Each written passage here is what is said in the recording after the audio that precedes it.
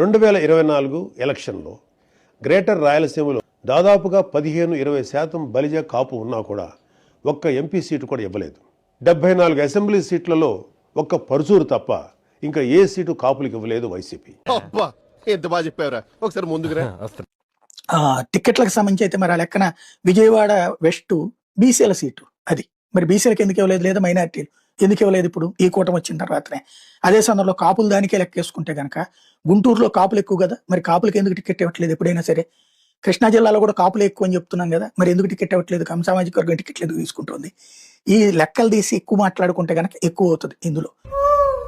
చిన్న అవకాశం దొరికినా ఏవో మాయమాటలు చెప్పి కులాల్ని రెచ్చగొట్టి కుల రాజకీయం చేయటం వీళ్ళకి వెన్నతో పెట్టిన విద్య. కానీ ఆ కులాల కుమ్ములాటిని రెచ్చగొట్టేది మీరే కదా. కులం పేరు మీద తిడుతుంటే మీకు పౌరుషం రాదా?